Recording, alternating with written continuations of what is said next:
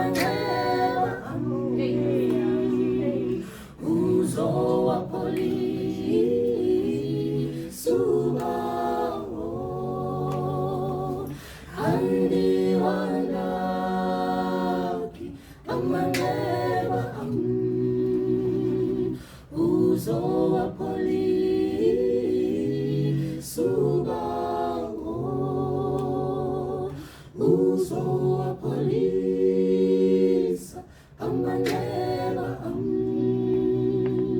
uzowapolisa ubawo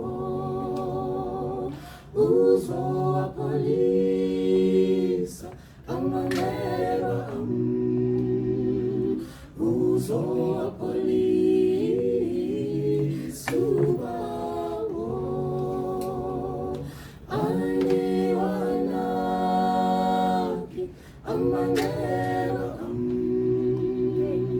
uzowapolisa ubawo. uThixo ulungile, Jonga kumthi nobungqina. uThixo ulungile. Wow, kumnandi guys baphakathi kwenu. Siyambulela uThixo ukuba esigcinile wasilondoloza ebudeni bonyaka. Besingathembekanga but yena wahlala ethembekile kwaje kwangoku. Singathembekanga kusinjalo yena kangatshintshi. Siboleke ilanga, wasiboleka umoya, wasiboleka umphefumulo. Baye bethanda benododoya. Awuthatha umphefumulo wakhe ungakwazi ukuphefumula ubuyele emhlabeni ungumhlaba emhlabeni. But he decided to be lenient wakuyeka somosha wade waba ubalwa kubantu abaphilayo namhlanje. Abanye abavukanga this morning bebenethemba into babazawuba khona bakwazanga uvuka. Bavuke sebetshintshwe namagama usithwa ngabafi ngaba ifamily ihleli preparation umncwabo. So ungazi uyithathe for granted the fact that you are still alive, not by might nor by power but by the Spirit of the Lord that we've made it today. In a very special way, I would like to welcome my family tonight. Minenhle langa lenkosi bahamba ke nomama abo usisiqaqamba lindo kuhle noveve. Naye i-product yes yale institution bethunayo many years ago uma apha kanti nempambe singahlala wave.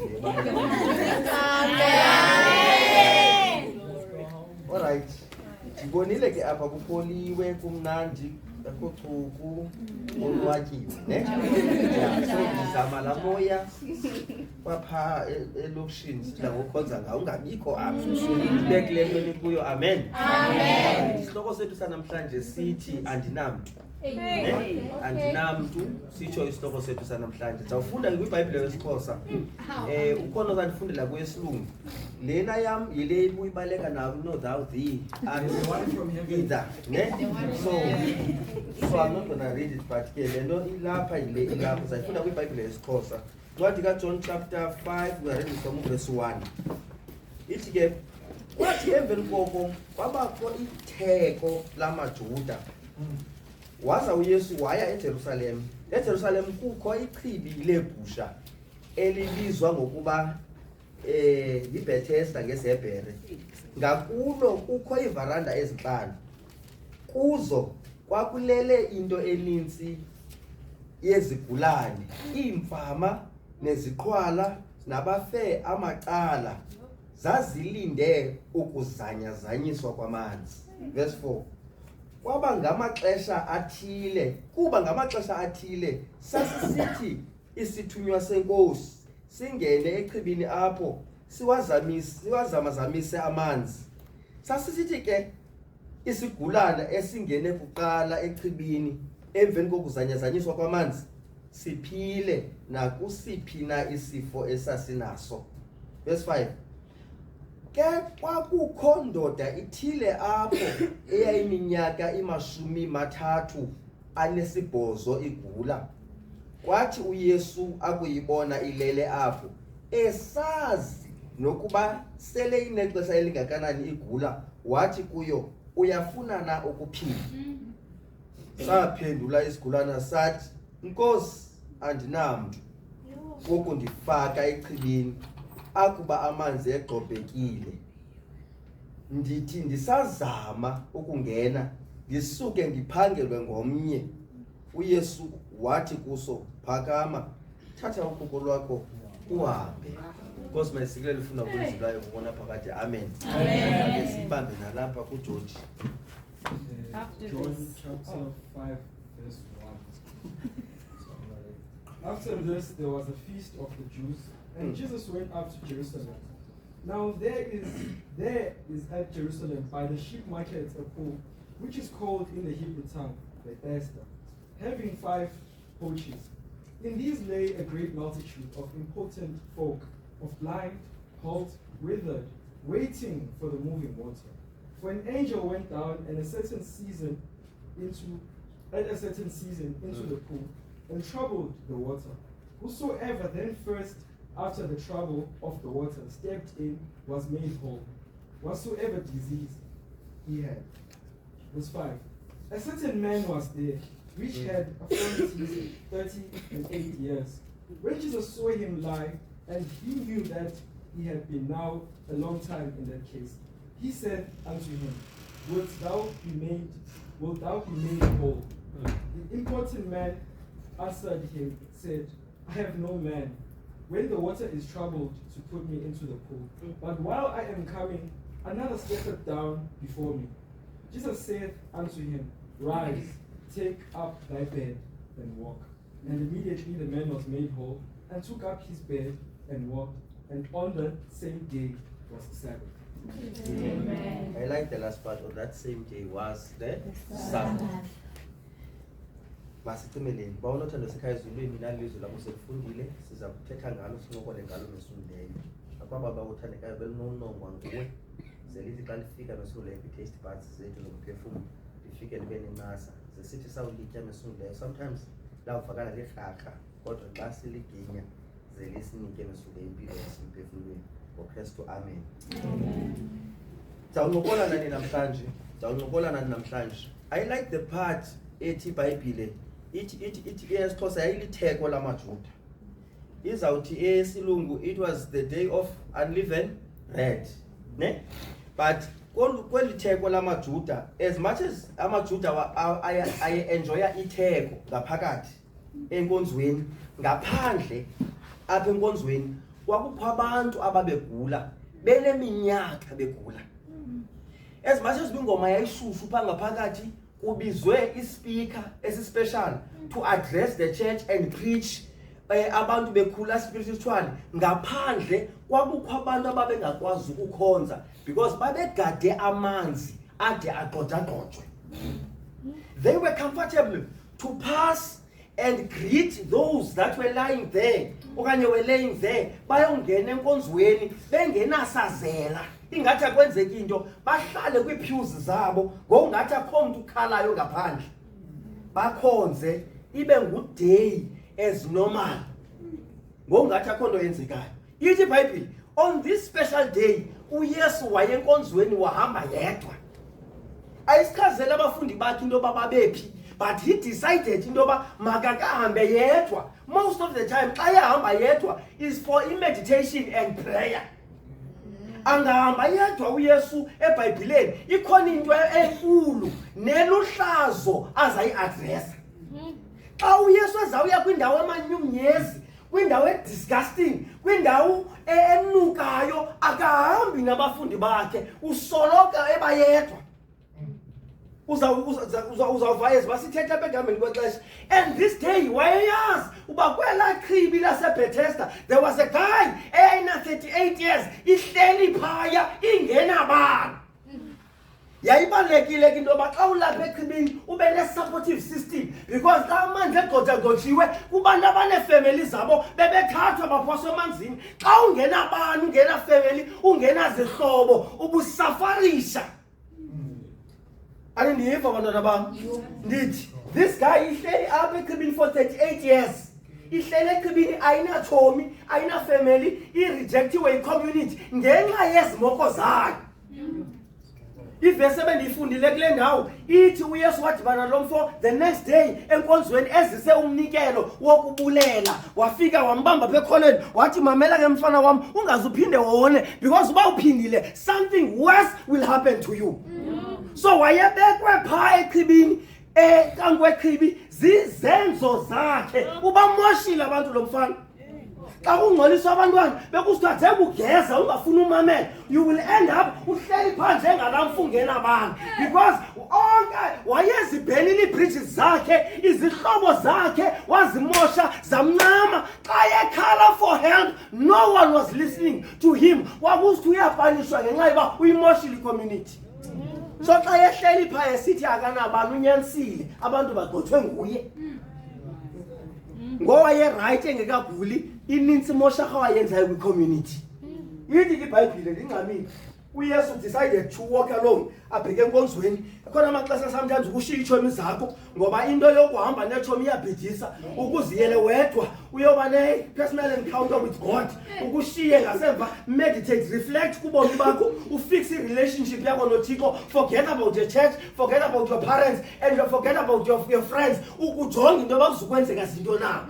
Christ wafika. Xa yefika naye udlula kule varanda. You can imagine abanye bayamazi, abanye abamazi bayakwatana ngubani lona, hayi nguYesu waseNazaretha. Hayi Jesus, kwenzeka ntoni guys? Hayi silinde amanzi adagxothwe sizongena. Umalume ufikile, uAntu ufikile, bazondinceda ndandonzakele ngondize kwelichibi. Athi uYesu okay, kulungile ke, excuse me. Aphinda ndikhaya, hayi nawo lapha, ewe lapha bendibanjwe zeyifiva nyana man. Ndize kwelichibi nami ndizothini ne ndizongena. Now my parents are here, the entire family is here to witness uphiliswa kwami. But phaya koneni there was a guy eyayisengakwazi nokujonga abantu ngenxa yenhloni, iyanuka, ayikwazi nophakama ihambe yozinceda, yayilinde amandla nawo yayizawasebenzisa urhubula zingene echibini. So akhona ixesha lobheka etoilet, itshansi onayo nestrength onaso, abanye baphathelwe ilunch abuliswe zagqithwe umuntu azisele lunch. There was no one. Le chap yayiphila kwi-crumbs zabanye abantu abaziswe nabasapota zifamily zabo. Ithi iBhayibhile wabajonga uYesu wabaskena bonke wafika kulo. Ithi ke ngoku esazi hey sikhonza uYesu owaziyo. So uthandaza as if uThixo akayazi imeko yakho ngoba ungekathandazi. uThixo uyawazi umthandazo wakho, uyayazi into ongene kuyo, uyayazi ozawungena kuyo, uyayazi into ovela kuyo uThixo, uyazi esazi unexesha elingakanani egula. Owethu uThixo xa kufikelela kwii-problems zethu akafuni sitye bumnyameni. Akathula mathambo akhangela uYesu, uyanqokule ndawo ifelithole. Why kule ndoda? What is interesting ke ngoku xa yefika kulo mfo wayesele iqhelile lento xa kufika umuntu kuthiwe hayi avela phambi intloko athi andinamntu othi amanzi xa egxothagxothiwe andinkanene andifake waye and impendulo wayesele iqhelile yayingohayi shem kuzoba right, don't worry. But this day xa uYesu embulisa ebuza kuye yafuna uphila, le ndoda isithi andinamntu. Xa ijonga isithunzi akasuka uYesu, bathela usuka abanye. But this particular time or this guy yona imile. Xa ephakamisa intloko uthi Yesu umile ubuza iquestion uyafuna ukuphila.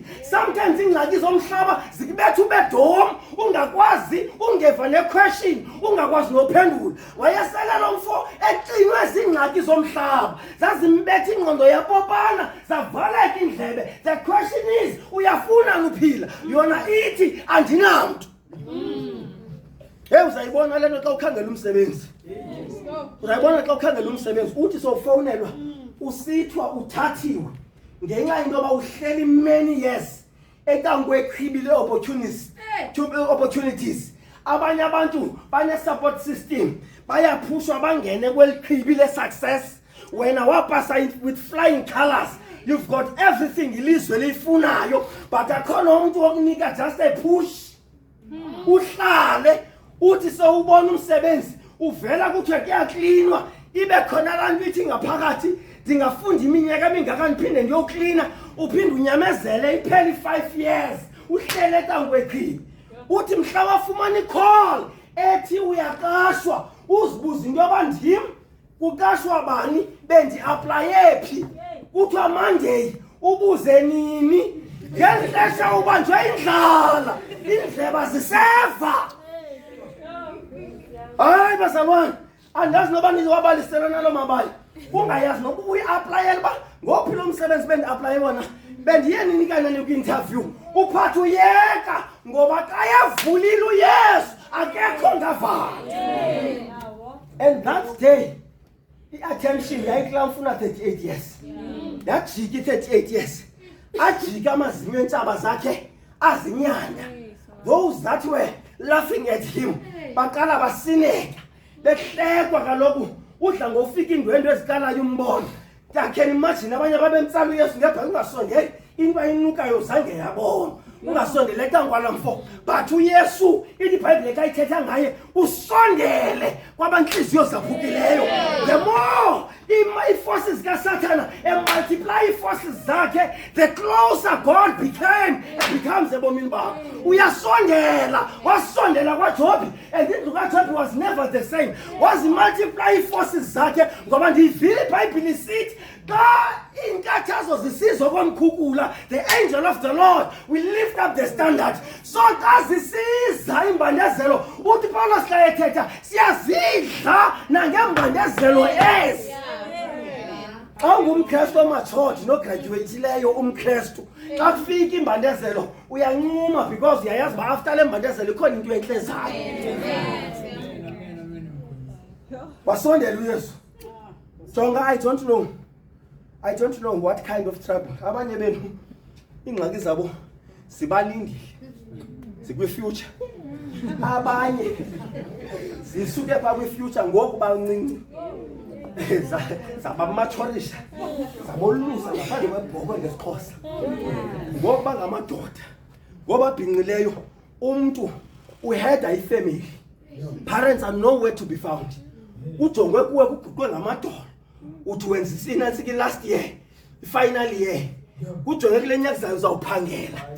Ingxaki ye-unemployment uSathana iya-indicator phaa ngaphambili kodwa ndithi kuwe namhlanje take courage ngokuthixo usondele kwabanhliziyo zaphukileyo angakubophela amanqine enyathwa ngendawo. uThixo uzasijika eso sidalekiso asenze sibe yintsikelelo. That which was intended to calm you and kill you uThixo uzawuyenza ibe si-stepping stone sakho to your way to success. Izawukangatha ezimbandezelweni zivumele zizimbandezelo ngoba ngazo you will become a better Christian. Ungabi nofokofoko lomKrestu ofekethiswana ngomkhwitsho acinga fanele uba kuyanetha azi kuyakhwitsha. Umntu ayiyeka inkonzo ayekiswa ukuhletywa amaKrestu asoft sibethwe thina zezimbandezelo silapha nenintuthiso nezifunda kunasike ko-desire of ages intoni partners and prophecies intoni ezazinto great controversy thina sayibethelwa lena inkolo kusithiwa sawuphambana because kule nkolo sihamba kuye kwenziwa amasiko. Le inkolo singena kuyo kungenwa Saturday xa ilizwe libhizi. Le inkolo sikuyo ayabhora amaculo akhona aslow sanyamezela obo buslow kanti senziwa abantu wade wafika noko bethu ubomi uThixo kwayethu 38 years yangathi bekuyizolo. Yazi xa efikile kulo mfana uYesu uthi kuye mamela thabatha ukhuko lakho uthini kanene uhambe. Mna bengicinga uYesu uzahamba ayogxobha amanzi then afunqule lo mfo ayomfaka phi kanene emanzini. Yazi uThixo xa sezoblessa uyawophula amadonga aqhelekileyo. So xa elungisa ingxaki yakho akazuyilungisa ngolu hlobo eyami ebeyilungise ngalo eyakho because there are 1,000 ways apho uThixo adresse problems zakho zethu zohlukahlukene. You might come with your advice into yoba noveva yenza A, B, C and D but uThixo kanti yena unecebo athi jonga sawuthatha i-shortcut thatha ukhuko uthini kanene uhambe. Abantu baye hayibo amanzi segxothagxothiwe kuthiwa kangagxothwe amanzi hayibo wenze njani luphakamileyo ekufikela laa ndoda yamphakamisa wahamba. Some of you abazuzihamba zonke ii-processes ezihanjwayo ebomini uThixo will answer your prayers ngoba ithi iBhayibhile xa ithetha uyiphi intanda yakhe isonka ilele. I declare, I decree, you will never suffer. You will get what is yours without sweating. Amen. God will provide uzayideliverisha my sister ungakanga usithengise ngomzimba. Uza kunika ipromotion ungajolanga ne-director. Uza kunika uThixo isonka sakho urelaxile ungakanga ucompromise iprinciples zakho zobomi. Uzawufika athi thatha ukhuko lakho bathi nqa abantu zarhubuluza isikhwala. Hayibo kutheni ngani kuthiwa kho amanzi agqothiweyo uThixo uyiphakamisile laa ndoda kungagqothwa ngamanzi. Ndithi kuwe you will be successful, you will get what you want. Mhlawumbi awuzuqeshwa but uzaba nekhampani yakho ube yi-director. Abantu bame echibini lokuqeshwa balinde opportunity umane kuzwa ziphumile ii-bulletins ithini inasike wena ungayi nokuya apho unga-aplayanga but uthi baswitshe ilight engqondweni yakho uyazi ukuba ii-opportunities zileliphi. You start your own business, that which you have started for ijike ikhase wena. Bantwana bam ndivumele ndithi uThixo uzawusondela kwi-38 years. Mhlawumbi ayinguwe lusafarisha i-38 years but it's your parents. Izawuphela i-38 years ngoba uThixo uyathi nkanene uyasondela kubantu abanhliziyo zabhukileyo. Ithathe ke ngokuletheka ndiyamthanda uYesu xa ehamba yedwa ke yase sosinceda. Iyadinga uYesu ohamba nabafundi bakhe. Naka nambona ndinixelele xa ehamba uYesu xa sehamba nabafundi bakhe ezokunceda. Xa ezokunika i-food parcel uyafota. Uyafota. And uyakwenza uyifilishe laa nto yoba uncedwe nguye. Ndiyamthanda xa ehamba yedwa because if wayehamba nabafundi bakhe laa chap mhlawumbi yayingancedwanga leya.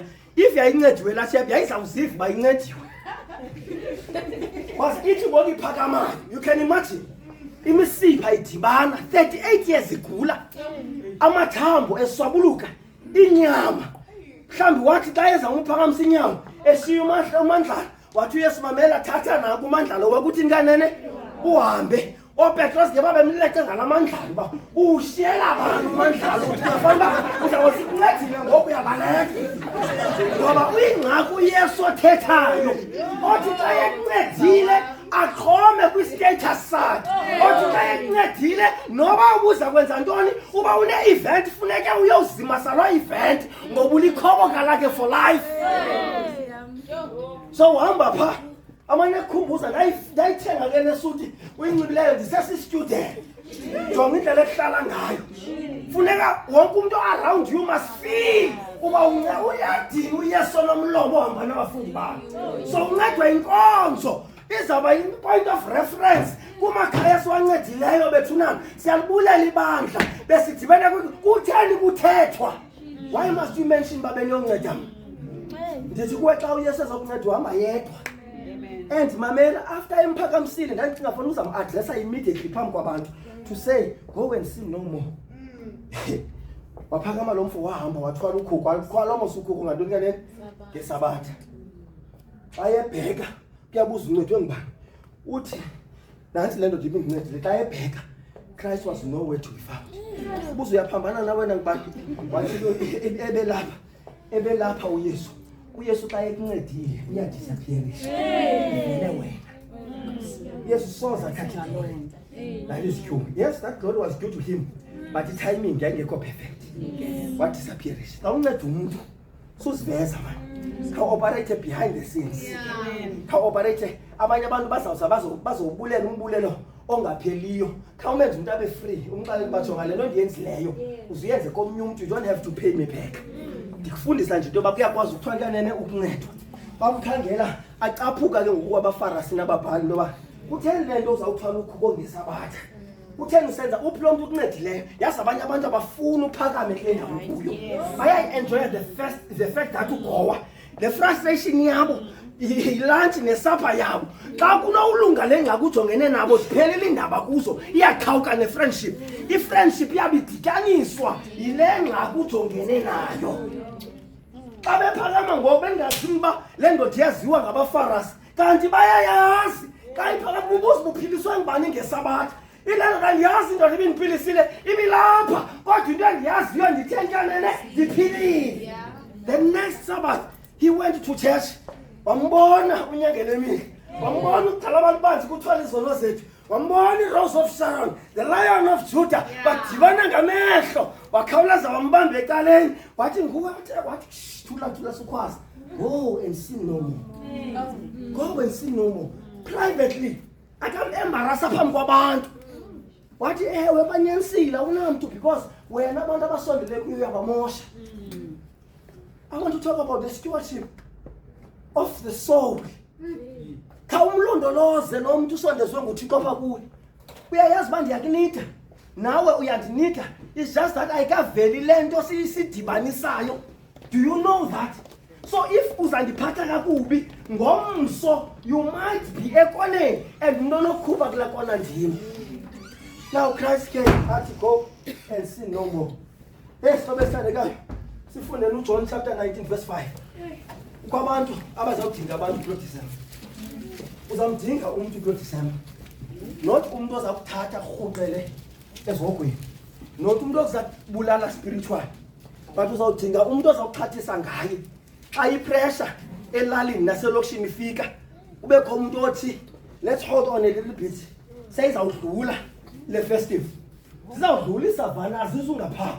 Asoze zingobiwa zingadeshwa phambi kwakho iHennis zizaba lapha azawufika amajoyina asuke eGauteng akusoze kungonwatya kuba kukho wena but uzamdinga umuntu ongciyama so that ukholo lwakho lungafi uthi naxa ubuya ngoJanuwari ubuye usaphelele kukho abantu abavalayo ngoDisemba bayiyeke into edibene noThixo bazayibona ngothi ngoJanuwari but abanye bavala kanti ubomi babo buzawuphela kule festive but xa sizawungena kule season Sobe sithandekayo kule festive season sizawuhla abanye abaziyofika kumawabo bazawuphelela endleleni naseLensburg bawe nemoto sizamdinga umuntu kuJohn chapter 19 verse 5 ufundele my brother. John chapter 19 verse 5. Yes. Then came Jesus forth wearing the crown of yes and the purple robe. Yes. And Pilate said unto them, What to Pilate? The man. Nansi ndoda. Awunamntu. Hey, baphuma uYesu enxibe ipurple robe. Efaka isithaba. Xa ephuma kwabantu abebethe xa besiqala apha banabantu. Wakhwaza uPilate nale ndoda ibisecibini ibithena into kanene ayinamntu. Waphuma uPilate wathi nanku umuntu ekhomba kuYesu ngumuntu uYesu bazalwane.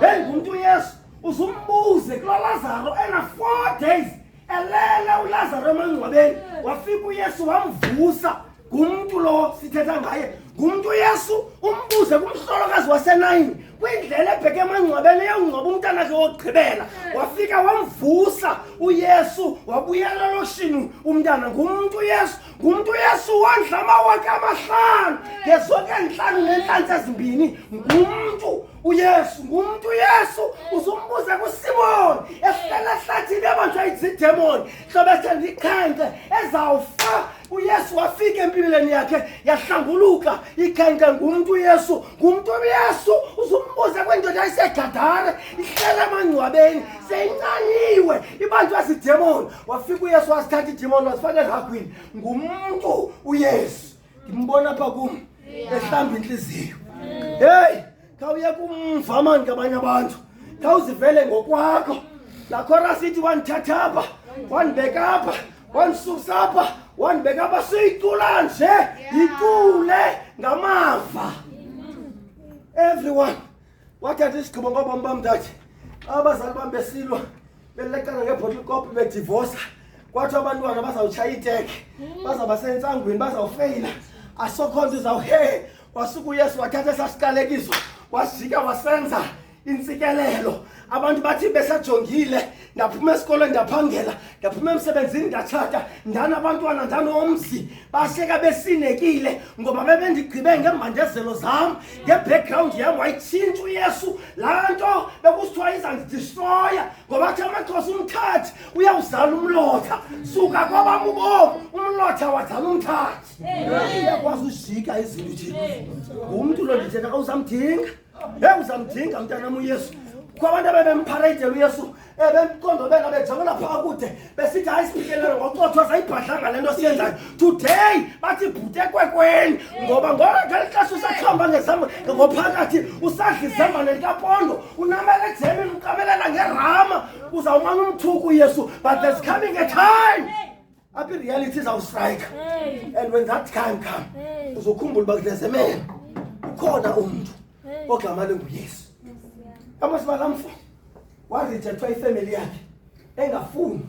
I remember the other time ayizawuthandaza mhlawumbi khona umuntu orejectwayo apha andiyazi, but ndifuna ukuxelela uba you are not alone. uYesu even himself was rejected by his own family.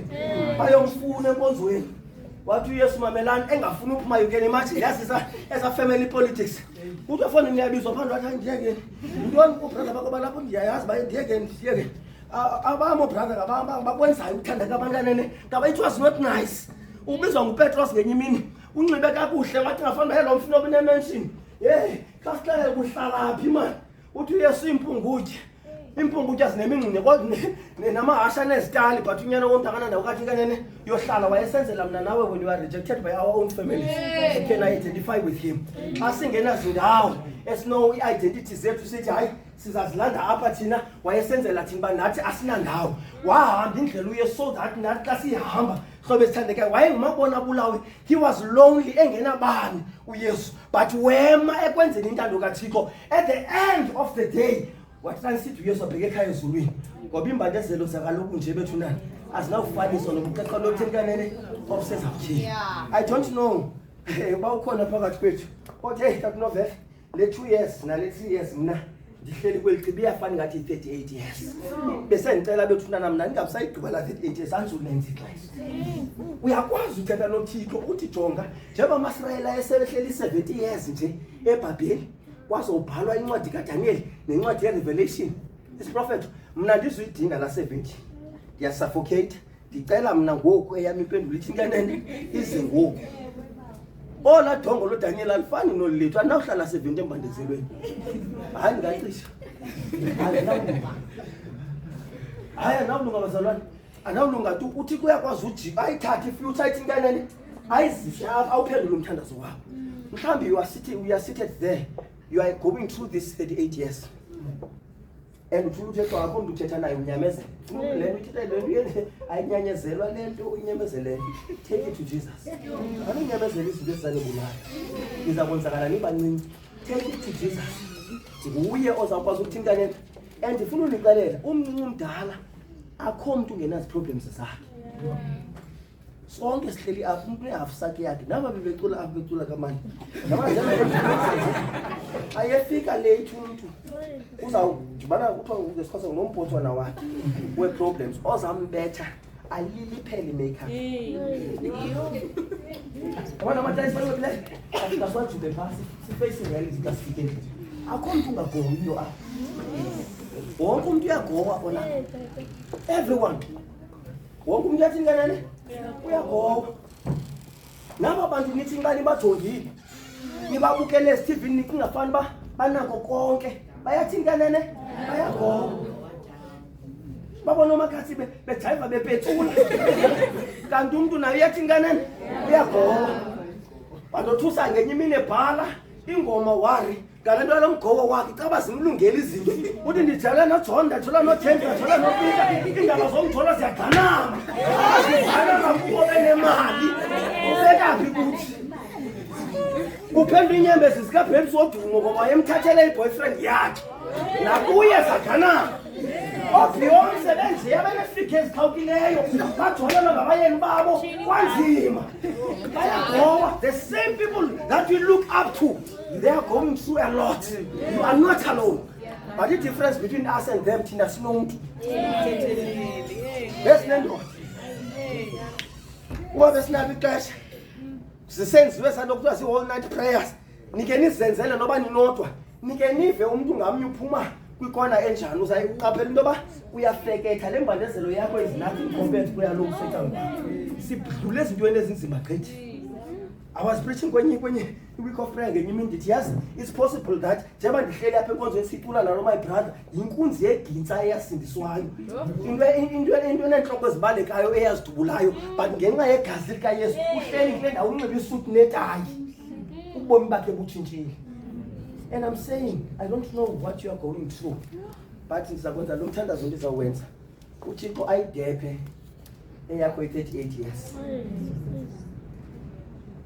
bakho umuntu othi i-right la 38 years klamfu mna le 2 years nalo nyaka ndijongene nale ngxaki ngoba nani njengoba nibahle nilapha nje benigqiba ubhala ndithi 38 years yakho leyo mntanam ukuzela isisu dibe ilamini yophuma kwe-results 38 years yakho abantaneni yakho uthixo makakuwelise kwenye class unyaka olandelayo so that you can go uyoserva i-community nawe xa ufika kule ndawo ufika ubambe i-backseat njengomama Noveve uthi ndandilapha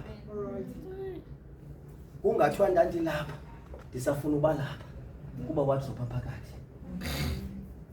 I don't know what you are going through, but uyesu ufikele in your life. And as we are about to pray, sicula the last stanza kakumnandi ukuthandaza. And silently, so as I'm praying for you, dedicating ubomi benu. But there's no guarantee into yoba sawubonana ngoJanuary. But if asibonananga inamsebenzi izaba khona ingqungquthela lapha esibhakabhakeni.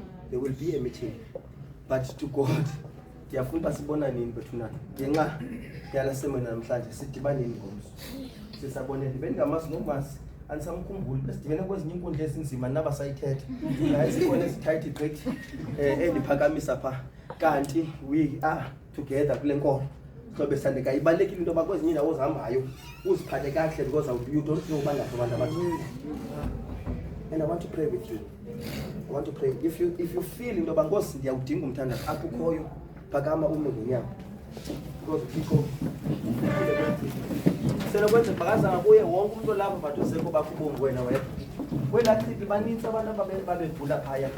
Abanye bafika bezele ezinye bophuka imiqolo bophuka imilenze ngenxa yokutyhala nakwabo. Abanye bafa belindile kwelachibi belindile ukuphiliswa ngenxa yokunyathelwa ngabanye abantu. But uYesu xa efika abaphilisa bonke waphilisa le ndoda iyi-1. Mhlawumbi akazanga ukuthi sonke namhlanje but uze uphendulo wakho umthandazo. Andiyazi ba into oyithandazelayo. As I'm praying nawe ngaphakathi uzithandazele uthathe ubomi bakho ubunikele kuye because this is the only man that will never disappoint you. 365 days, 7 days a week. So he's always there 24 hours. Kasoza disappoint. Masithandazeni bawuthandeka usekhaya ezulwini. Isenkosi yethu ngeyesu Kristu. Sifikile emesunguleyo kwichibi bawuthandekayo laseBethesda. Sibabona amesunguleyo abantu bephumelela Thixo othandekayo. Sibabona beprogress abawuthandekayo, abanye on record time bawuthandekayo. Abanye amesunguleyo bahleli kule ndawo bekumele baphumile kunyaka ophelileyo. Bazibone besahleli apha nakulona unyaka abawuthandekayo. You are the God of second chances bawuthandekayo. Ubanike ichance mabaphinde mesunguleyo. Ngoba mesunguleyo ifailure ayiko kuwa bawuthandekayo. But ifailure isekuwena ungaphinde uvuke bawuthandekayo. Instead ke bawuthandekayo xa sizawuphuma ezo results noba ziphume zinjani, let your will be done bawuthandekayo. We know very well mesunguleyo ubazi negative sizaba sikhona isizathu bawuthandekayo. Ubazi positive it's for your glory mesunguleyo and the advancement of the gospel bawuthandekayo. I don't know why they called me bawuthandekayo to stand here bawuthandekayo. But mayingabe indimu ozawubonwa kule ndawo indoda emayishiyeke kule ndawo izabe imile ezingqondweni zayo mayibe nguwe bawuthandekayo. Thixo othandekayo akho nto ungasenzelanga yona sima kule ndawo mesunguleyo sizingca ngoba unguThixo othembekileyo ezimpilweni zethu. Khawumeke ngathi mesunguleyo khawusikelele nabo abantwana bakho xa bebuya befuka emakhaya mesunguleyo. Abanye mesunguleyo bazawubuya benezicrash mesunguleyo behlatywe mesunguleyo ezikolweni. Abanye mesunguleyo bazawubuya bawuthandekayo befeyilile benuka umphanda bawuthandekayo. Bona abo abantwana bakho bavambe ngesandla sakho mesungu xa bevela bavele benobuqaqawuli mabavele benuka ivumba lasekhaya ezulwini. Uba abazali mesunguleyo besoyika bencengcazela xa bevele abo abantwana besenza isaba school beshumayela nge-divine service makubonakala bebephuma esandleni sakho. Ubabeke kwesi siqithi mesunguleyo for a reason. Xa behamba kule campus mesunguleyo mabe baninzi abantu abatsaleleka kubo benze babe zizipili mesunguleyo ukuze wena ubonwe kubo bawuthandekayo. There's a person mesunguleyo here that is suffering mesunguleyo i-abuse mesunguleyo. I declare and decree bawuthandekayo ukuba mayiphele bawuthandekayo. Ndideclareisha mesunguleyo i-healing kulo muntu mesunguleyo ubanjwe i-depression. Ndideclareisha i-healing kulo muntu ubanjwe i-anxiety mesunguleyo. Amademon mesunguleyo angalali ebusuku mesunguleyo ngenxa yamaqhala ngomso ndiwazisa kuwe mesunguleyo ndiwawatshayela ngegazi lakho. Ndimilisa isithunywa sakho mesunguleyo sokukhanya kubomi bomntana ngamnye sibazela abantwana ngabethu bawuthandekayo. Kasincede ke mesunguleyo usigcinele libandla ngomso eli bawuthandekayo, when you don't invest in them, when you don't give them resources bawuthandekayo, when you don't allow them to pass mesungileyo babe ngumzekelo babe sisibane kule ndawo yalapha bawuthandekayo, kuzawukhonzwa bani mesungileyo? Abantu abazokuthemba. Khawuthembe ke ezimpilweni zabo mesungileyo ukuze abantu xa bejonge bona babe nethemba uba kusekuthixo sekhaya ezulwini. Bless them and their families bawuthandekayo.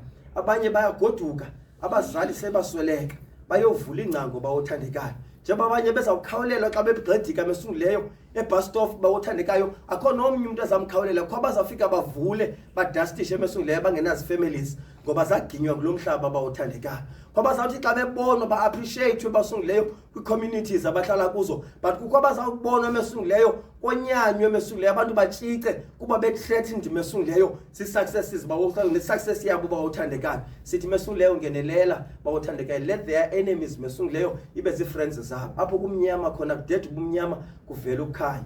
Ndiyabulela mesungileyo ukhawuleze wawuvala umthandazo. Ndibulela ngempendulo bawuthandekayo onike yona. Kubantu abebegula kule ndawo baphilile, abantu bebebophelelekile emphefumulweni bawuthandekayo bakhululekile. Ibanabo ke mesule namaxhala angomso results mesungileyo siwaphosa kuwe uze zithi zawufika bafike be ready bawuthandekayo. In Jesus name I pray, amen. Amen.